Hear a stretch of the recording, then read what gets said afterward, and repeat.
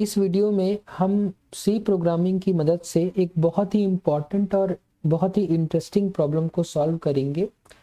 जैसे कि आप देख सकते हैं अभी target output for this video. इस वीडियो में हमारा टारगेट आउटपुट कुछ इस तरीके से रहेगा कि हमारे पास दो वेरिएबल रहेंगे ए और बी और दोनों में कुछ वैल्यू रहेगी। हमें दोनों वैल्यूज़ को आपस में स्वैप करना है। स्वैप करना है मतलब कि हमें ए में जो वैल्यू है वो बी में आ जाए और बी में जो वैल्यू है वो ए में आ जाए। तो आप जैसा कि अभी स्क्रीन में देख रहे हैं कि स्वैपिंग करने से पहले ए में 5 था, बी में 10 था। स्वैपिंग करने के बाद आफ्टर स्वैपिंग ए में 10 आ गया, बी में 5 आ गया। तो हमें क्या करना है कि हमें दो वैल्यूज को, दो वेरिएबल में दो वैल्यूज हैं, उन वैल्यूज को आपस में स्वैप करना है। तो स्वैप करने के लिए हमारे पास चार मेथड होते हैं। ये चार बहुत ही कॉमन मेथड है। इसके अलावा एक और मेथड होता है जिसमें हम एक्सॉर का यूज़ करते हैं। वो मेथड थोड़ा सा अभी उसके लिए बहुत थ्योरी चाहिए, इसलिए वो मेथड मैं फिर कभी डिस्कस करूँगा। लेकिन फिलहाल ये चारों मेथड एक ही तरह के हैं और बहुत ईजी हैं। तो इन मेथड्स को अपन इस वीडियो में डिस्कस कर लेते हैं। तो सबसे पहला मेथड है स्वैपिंग करने के लिए। स्वैप करना मतलब कि एक वेरिएबल की वैल्यू को दूसरे वेरिएबल में रखना और दूसरे वेरिएबल की वैल्यू को पहले वेरिएबल में रखना। तो जो पहला मेथड है वो बिल्कुल ऑब्वियस मेथड है, जो हम अपनी डेली लाइफ में भी करते हैं कि जब हमें कोई दो जैसे कि अगर मैं एग्जांपल से इसको समझाने की कोशिश करूं आपको एक, तो मान लीजिए कि आपके पास दो कंटेनर हैं। एक कंटेनर में आपके पास मान लीजिए कि शुगर है और दूसरे कंटेनर में आपके पास सॉल्ट है। पहला कंटेनर है, इसमें आपके पास शुगर है और दूसरे कंटेनर में सॉल्ट है। ओके। तो अगर मान लीजिए मैंने आपको कहा कि जिस कंटेनर में शुगर है उसमें आपको सॉल्ट रखना है और जिसमें सॉल्ट है उसमें आपको शुगर रखना है, मतलब कि दोनों के जो मटेरियल्स हैं उनको आपस में इंटरचेंज करना है। तो आप क्या बोलेंगे कि बिना किसी तीसरे वेरिएबल के, बिना किसी तीसरे कंटेनर के ये करना पॉसिबल नहीं है। तो मैंने कहा ठीक है, आप एक और कंटेनर ले लीजिए और आप इसकी हेल्प से आप दोनों को आपस में स्विच कर दीजिए।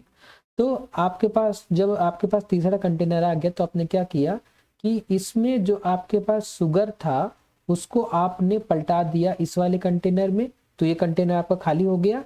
तो इसमें आपने क्या रख दिया, सॉल्ट रख दिया। अब सॉल्ट रखने के बाद ये कंटेनर आपका खाली हो गया, तो जो इसमें शुगर आपने पलटाया था उसको आपने वापस इसमें रख दिया। इस तरीके से आपने स्वैप कर दिया। तो यही मेथड हम यूज करेंगे मेथड 1 में। यही तरीका, हमारे पास ए में जो वैल्यू है हम उसको टेम्प में रखेंगे। टेम्प एक वेरिएबल है जिसको हम टेम्प इसलिए नाम रखें क्योंकि टेम्पररी वेरिएबल है। आप टेम्प की जगह कोई और नाम भी रख सकते हैं, नाम से फर्क नहीं पड़ता, वेरिएबल का नाम नहीं उसका काम बोलता है। तो इसलिए आप कोई भी नाम रख लीजिए, उससे फर्क नहीं पड़ता। मैं आपको इसको सॉल्व करके एक बार दिखा देता हूँ।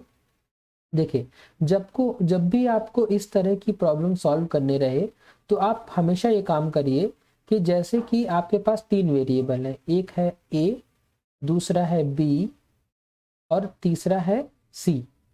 ओके। तो आपके पास पहले वेरिएबल जो कि ए है उसमें 5 है तो आप इसमें अंदर 5 लिख दीजिए। दूसरे वेरिएबल 10 है तो आप इसको 10 लिख दीजिए यहाँ पे। और आपने तीसरा वेरिएबल लिया, सॉरी मैंने यहाँ सी नाम का ले लिया, आपको कुछ सी नहीं, जो वेरिएबल आपने लिया है आप वही नाम का करिए। इसका नाम है टेम्प। ओके। आप कोई भी नाम दे सकते हैं, लेकिन अगर मैंने आपको यहाँ पे एग्जांपल में टेम्प लिया है तो मैं आपको टेम्प से ही समझाऊंगा। अब देखिए, पहले मेथड में आपने क्या किया कि यहाँ पे देखिए टेम्प इक्वल टू ए लिखा हुआ है। ये जो इक्वल टू का साइन लगा है इसको हम बोलते हैं असाइनमेंट ऑपरेटर। इसको हम क्या बोलते हैं, असाइनमेंट ऑपरेटर। असाइनमेंट ऑपरेटर ये क्या करता है, वैल्यू असाइन करता है। कहाँ से कहाँ वैल्यू असाइन करता है, जो भी राइट हैंड साइड में जो भी वैल्यूज है, जो भी वैल्यू है उसको लेफ्ट हैंड साइड में असाइन करते हैं। असाइन करता है मतलब कॉपी करता है, कट नहीं करता है, ठीक है, कॉपी करता है। तो ए में हमारे पास क्या था, 5 था, टेम्प हमारा खाली था फिलहाल। तो हमने क्या किया कि ए में जो वैल्यू थी उसको हमने टेम्प में कॉपी कर दिया। तो ए में 5 था तो टेम्प में क्या आ गया, 5 आ गया। अब देखिए, ये हमारी फर्स्ट लाइन कंप्लीट हो गई। अब सेकेंड लाइन में हमने क्या किया कि फिर असाइनमेंट ऑपरेटर लगा है, तो जो भी हमारे पास बी में वैल्यू है हम उसको कहाँ कॉपी कर दे, ए में कर दे। तो बी में हमारे पास क्या है, बी में 10 है, तो हमने 10 को कॉपी कर दिया ए में। तो अब ए में जो वैल्यू होगी वो अपडेट हो जाएगी, और जो 5 था अब वो क्या हो जाएगा, 10 हो जाएगा। ये सेकेंड लाइन भी कंप्लीट हो गई। अब हमारे पास जो थर्ड लाइन है उसमें क्या है कि टेम्प में जो भी वैल्यू है उसको आप रख दीजिए किसमें, बी में रख दीजिए। तो टेम्प में हमारे पास क्या है, 5 है, तो हमने 5 को किस में रख दिया, बी में। मतलब अब बी की वैल्यू अपडेट हो जाएगी और बी में क्या आ जाएगा, 5 आ जाएगा। देखिए आपका अब ये मेथड कंप्लीट हो गया, और ए में आपको मिल गया 10 और बी में आपको मिल गया 5, जो हम चाह रहे थे, है ना। ए में 10 आ जाता, बी में 5 आ जाता। तो ये हमारी दोनों वैल्यू क्या हो गई, स्वैप हो गई। उसी तरीके से मेथड 2 है, सेकेंड मेथड भी उसी तरीके से है। इसमें कोई टेम्प वेरिएबल यूज नहीं हुआ, इसमें सिर्फ 2 ही वेरिएबल है, ए और बी, जो कि हमारे पास पहले से ही है। तो ए में मान लीजिए कि 5 है और बी में क्या है, 10 है। हमें दोनों की वैल्यू को आपस में क्या करना है, दोनों की वैल्यू को आपस में स्वैप करना है। तो अब यहाँ पे फिर देखिए, यहाँ पे असाइनमेंट ऑपरेटर लगा हुआ है, असाइनमेंट ऑपरेटर लगा हुआ है, और असाइनमेंट ऑपरेटर हमें क्या करने को बोल रहा है कि ए माइनस बी करिए और जो भी आए उसको ए में रख दीजिए। तो ठीक है, हम कर देते हैं। हमने किया, ए में 5 है, माइनस किया, बी में 10 है, तो हमारे पास क्या आ जाएगा, -5। तो जो भी आया हमने उसको कहाँ रख दिया, ए में रख दिया, जैसा कि हमें स्टेटमेंट 1 ने हमें करने के लिए बोला। ओके, स्टेटमेंट 2 में हमें क्या करने को बोल रहा है कि ए और बी को ऐड करिए और जो भी आए उसको बी में रख दीजिए। तो ए में क्या है, ए में अब क्या है, -5 और बी में क्या है, 10। तो -5 + 10 कितना आ जाएगा, +5। तो +5 को हम कहाँ रख देंगे, बी में रख देंगे। तो ये हमारा सेकेंड स्टेटमेंट भी कंप्लीट हो गया। अब थर्ड स्टेटमेंट ये बोल रहा है कि b - a करिए, b - a, b में क्या है 5, माइनस ए में क्या है -5। तो माइनस माइनस प्लस हो जाएगा, ये क्या आ जाएगा, 10 आ जाएगा। तो ए में क्या आ जाएगा, 10। देखिए ए में 10 आ गया, बी में 5 आ गया, जैसा कि हम चाह रहे थे। अब देखिए मेथड 3 जो है वो एकदम सेम है मेथड 2 के जैसा। आप जैसे मैंने मेथड 2 किया है वैसे आप मेथड 3 कर सकते हैं, एकदम सेम है। मैं मेथड 4 बताता हूँ, ये थोड़ा चूंकि इसमें मल्टीप्लिकेशन और डिवीजन यूज हुआ है, थोड़ा अलग है, बाकी है कुछ नहीं इसमें भी। मैं आपको मेथड एक बार 4 करके दिखाता हूँ। मेथड 3 आप जैसे मैंने 2 किया वैसे आप करेंगे तो आपका आंसर आ जाएगा। देखिए मेथड 4 में ए की वैल्यू शुरू में क्या है, 5 है, और बी की वैल्यू क्या है, 10 है। अब आपने क्या किया, a × b किया और जो भी आया उसको कहाँ रखा, a में रखा। तो a × b करेंगे तो आप क्या आएगा, 5 × 10 50 आ जाएगा। 50 आपने कहाँ रखा, a में रखा। उसके बाद आपने a / b किया, a / b मतलब a में 50 है, b में 10 है, तो 50 / 10 5 आया। 5 आपने कहाँ रखा, आपने 5 रखा b में, तो आपने b में 5 रख दिया। हमारा ये दोनों स्टेटमेंट एग्जीक्यूट हो गया। अब थर्ड स्टेटमेंट है, ए और बी को डिवाइड करो और जो भी है उसको ए में रखो। ए में क्या है, 50 है, बी में क्या है, 5 है। हमने दोनों को डिवाइड किया, 50 / 5, हमारा आंसर क्या मिला, 10। 10 को हमने कहाँ रख दिया, ए में रख दिया।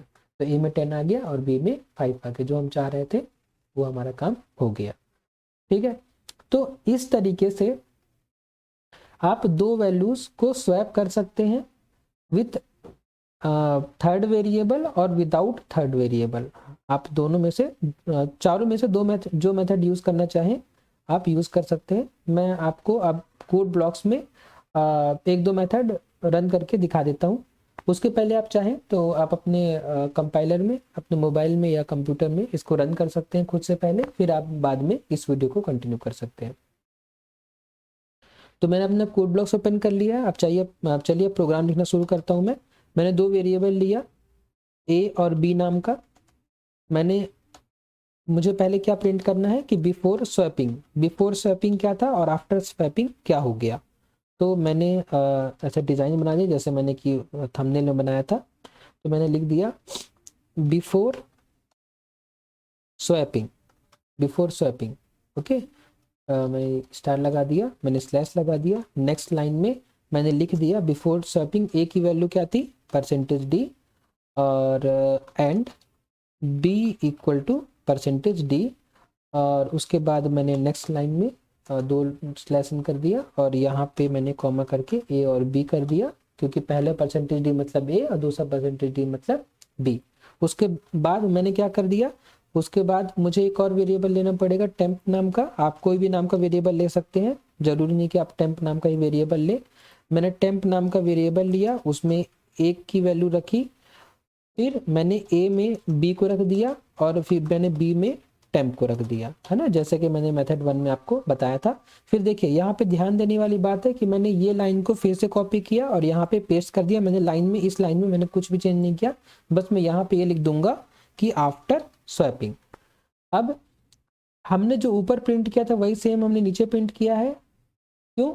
क्योंकि यहाँ पे वैल्यूज जो होंगे चेंज हो जाएंगे। यहाँ पे ए में पहले 5 था, बी में 10 था, जब हमने स्वैप कर दिया तो अब ए में 10 आ जाएगा, बी में 5 आ जाएगा। आइए रन करके देखते हैं इस प्रोग्राम को। प्रोग्राम को रन करने से पहले मैं यहाँ पे वैल्यूज तो इनिशियलाइज करना भूल ही गया, तो मैं यहाँ पे ए और बी की वैल्यूज को इनिशियलाइज कर दूं। अब मैंने ए और बी की वैल्यूज को इनिशियलाइज कर दिया है। अब मैं इस प्रोग्राम को रन करता हूँ।